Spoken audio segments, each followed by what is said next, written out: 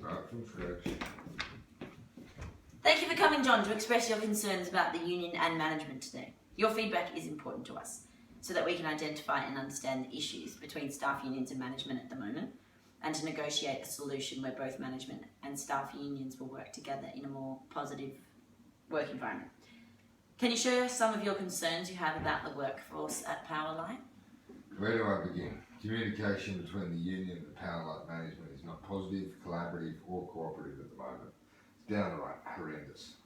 Management do not deal with grievances from the union and staff members as they arise. There's a huge lack of respect for management by employees, and also a lack of support and follow through by senior managers. I believe a lot of this lack of respect is being fueled by 11 members of the union, and I think if we just pissed them off and got rid of them, we'd be able to work towards working productively again. I appreciate your feedback, John, and we have begun to look into this. Rubbish. Well, the kind words and a letter from the CEO isn't going to do much, is it? I acknowledge your frustration, and I appreciate your commitment to wanting Powerlight to become a more cohesive workplace. Is there a strategy you had in mind or could suggest to resolve this issue?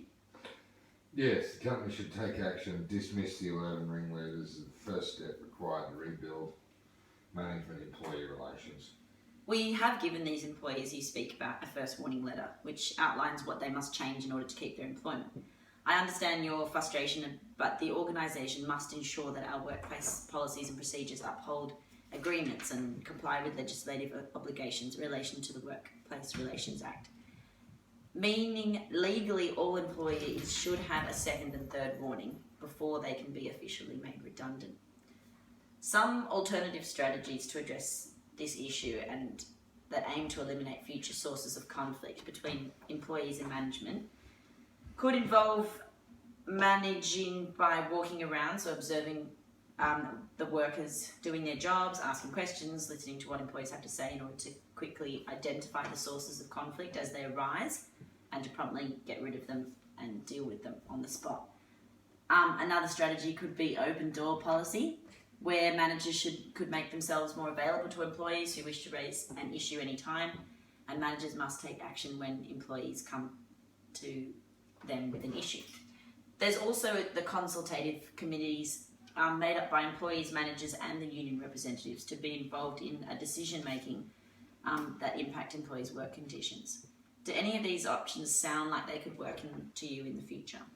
Yes, for future conflicts, but I'd still like to see something be done about the 11 employees we're talking about now. Well, I can see where you're coming from, and if this dispute cannot be resolved and there is still a lack of trust and respect between the union reps and the organisation management, then the dispute can be referred to the Fair Work Commission for resolution by arbitration.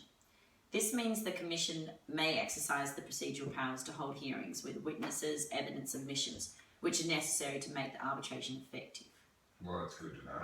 However, the communication methods mentioned earlier as strategies to manage conflict not only support the objectives of the organisation, but are benefit to the stability of the organisation as well.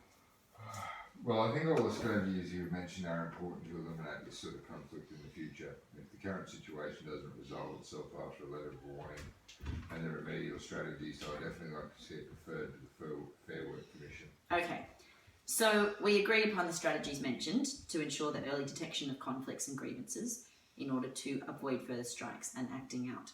And it's fair